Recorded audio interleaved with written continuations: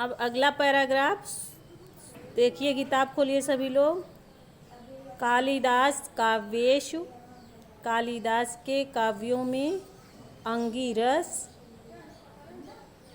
श्रृंगारो अस्ति। कालिदास के काव्यों में मुख्य रस श्रृंगार है। तस्य पुष्टर्थः करुण आदयो अन्यो रसा अंगभूतः। उसकी पुष्टि के लिए करुण आदि अन्य रस सहायक रूप में हैं। आगे है, रस अनुरूप क्वचित प्रसादा। रस के अनुरूप कहीं पर प्रसाद, कहीं पर माधुर्य। तस्य काव्य उत्कर्षे सहायम कुरुतः। रस के अनुरूप कहीं प्रसाद गुण और कहीं माधुर्य गुण उसके काव्य के विकास में सहायता करते हैं। आगे है, वैदर्भी रीति कालिदासस्य वाग्य सेव सर्वा अनुवर्तते। वैदर्भी रीति कालिदास की वाणी के वश में हुई सी सब जगह अनुसरण करती है। आगे है,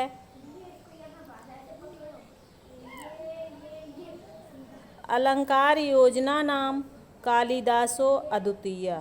अलंकार योजना में कालिदास अद्वितीय हैं। यद्यपि उपमा कालिदासस्य युक्ति उपमा योजनायाम एव कालिदासस्य वैशिष्ट ख्याति, तथापि उत्प्रेक्षा अर्थान्यान्तरन्यास आदि अलंकरणां विनियोगः तेन अतीव सहजतया कृता है।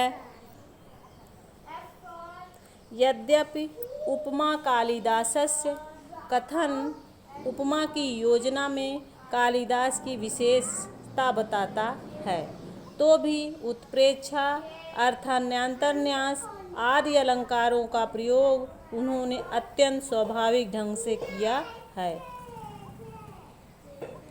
आगे,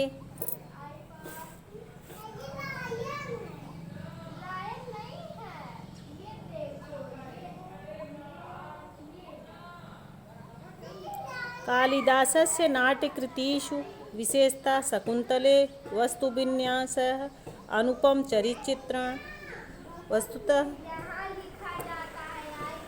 कालिदासस्य नाट्यकृतिषु, कालिदास के नाट्यकृतियों में विशेषकर शकुन्तला के वस्तुविन्यास और अनुपम चरित्रचित्रण सर्वथा नवधा संवाद शैली संप्रेषणीय अस्ति। विशेषकर शकुन्तला नाटक में कथा वस्तु की योजना अनुपम है। चरित्र चित्रण सब प्रकार से निर्दोष और संवाद शैली प्रेषण गुण से समन्वित है। आगे है, सम एव साथ ही भारतीय संस्कृत्य अनुमतानां धर्म अर्थ काम मोक्ष मूलानां मानव मूल्यानां प्रकाशनम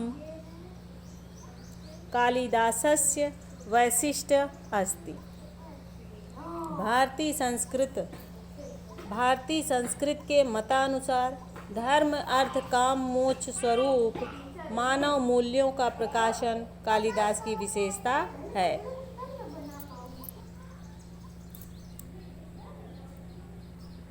आश्रमवासिनीं शकुन्तला निवर्ण्य मनसि काम प्रवोह अनुभूय दुष्यन्तः तावत् ताच्छन्ति न लभते।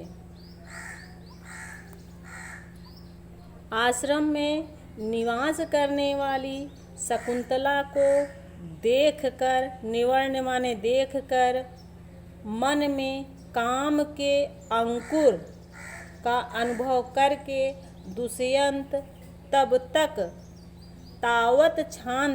तब तक शांति नहीं प्राप्त करते। यावताम क्षत्रिय परिग्रह क्षमाम विश्वामित्रस्य दुहिते इति न आवेति। यावताम जब तक कि क्षत्रि के द्वारा विवाह के योग्य विश्वामित्र की पुत्री नहीं जान लेते।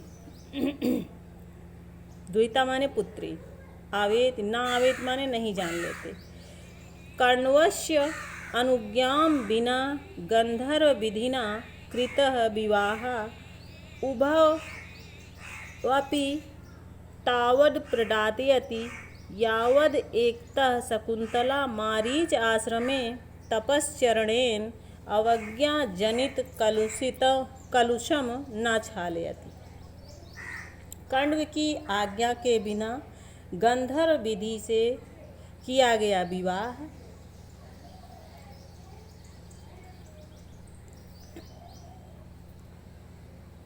दोनों को ही तब तक सताता रहता है जब तक एक ओर शकुंतला मारीच ऋषि के आश्रम में तपस्या करने के अपमान से उत्पन्न पाप को नहीं धो डालती, अपरश्च तथा दूसरी तरफ दुष्यंत अंगुलीयक लाभेन लब्ध स्मृति, और दूसरी तरफ जब दुष्यंत को अंगुलीय लाभेन होता है अंगूठी की मिलने से, लब्ध स्मृति पा करके सतम भृशम पीडमाना वह अत्यंत पीड़ित होता है।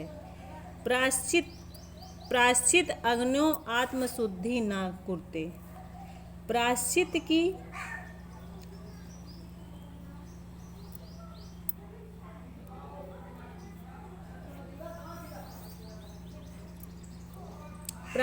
की अग्नि में आत्मशुद्धि को नहीं करता है। कहने का मतलब ये है कि दुष्यंत जब शकुंतला दुष्यंत के पास जाती है कि मैं आपकी पत्नी हूँ, मेरा और आपका विवाह हुआ है, गंधर्व विधि से विवाह हुआ है, तब श्राप के कारण उनको याद नहीं आता है, लेकिन जब वो अंगूठी मिल जाती है तब उनको याद हो जाता है, तब वह प्रायश्चित के अग्नि में जलते हैं और शुद्ध हो जाते हैं। उसके बाद तदंतर एव तयो दाम्पत्य प्रेम निष्कलुषम भवति पुत्रो लब्धौ च परिणमते। इसके बाद ही उन दोनों का दाम्पत्य प्रेम निष्पाप हो जाता है और पुत्र की प्राप्ति में परिणत होकर प्रतिफलित हो जाता है।